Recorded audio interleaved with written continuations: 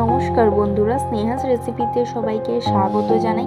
আজ আমি আপনাদেরকে রান্না করে দেখাবো ডিম দিয়ে মুসুর ডাল, এক অপূর্ব স্বাদের রেসিপি। চলুন দেখে নিই। তার জন্য ডিম সিদ্ধ করতে দিয়েছি, ততক্ষণে শিলনোড়ায় আমি বেটে নিচ্ছি। তার জন্য আদা, রসুন আর জিরে দিয়ে পেস্ট করে বেটে নিচ্ছি। শিলনোড়ায় আমার বাটাটা হয়ে গেছে, এখন নামিয়ে নিচ্ছি। এদিকে ডিম সিদ্ধ হয়ে গেছে, আমি অর্ধেক করে কেটে নিয়েছি।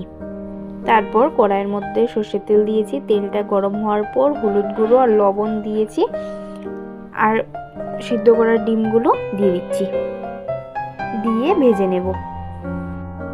আপনারা যারা যারা সাবস্ক্রাইব করেননি অবশ্যই করে নেবেন, আমার নিত্য নতুন ভিডিওগুলো সবার আগে আপনারা পাবেন। ডিম ভাজা হয়ে গেছে, তুলে নিচ্ছি। তারপর ডিম ভাজার তেলের মধ্যে অল্প তেল দিয়েছি, তেলটা গরম হয়ে গেছে। তারপর 3টে তেজপাতা, 4-5টা শুকনো লঙ্কা দিয়ে কিছু সেকেন্ড ভেজে জিরে দিয়ে দিয়েছি, দিয়ে কুচনো পেঁয়াজ দিয়ে কিছু সেকেন্ড ভেজে নিচ্ছি।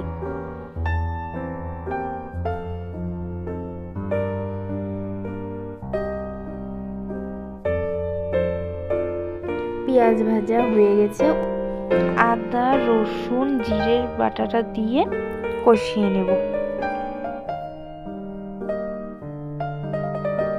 এরপর এক এক করে মশলাগুলো দিয়ে দিচ্ছি। প্রথমে স্বাদ অনুযায়ী লবণ দেব, তারপর 1/2 টিস্পুন হলুদ গুঁড়ো, 1/2 টিস্পুন লঙ্কা গুঁড়ো দিয়ে মশলার সাথে ভালো করে কষিয়ে নেব।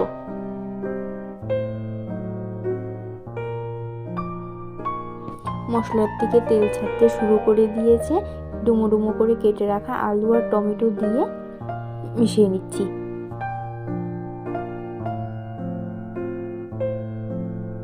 এরপর মুসুর ডাল দিচ্ছি, দিয়ে মশলার সাথে মিশিয়ে নিচ্ছি। তারপর 1 কাপ মতন গরম জল দিয়েছি। গরম জল দিলে টেস্টটা ভালো আসে। লো ফ্লেমে ঢেকে রাখছি 7 থেকে 8 মিনিটের মতন। 8 মিনিট হয়ে গেছে, ঢাকনাটা খুলে দিয়েছি। এদিকে আলু, মসুর ডাল সিদ্ধ হয়ে গেছে, ভেজে রাখা ডিমগুলো দিয়ে দিচ্ছি। ঝোলটা ফুটতে শুরু করে দিয়েছে। উপর থেকে ধনেপাতা কুচি আর 4টে মতন কাঁচা লঙ্কা দিয়েছি। এরপর 1 টিস্পুন ঘি দিয়ে মিশিয়ে নেব। মিশিয়ে 5 মিনিট স্ট্যান্ডিং টাইমে রেখে পরিবেশন করব।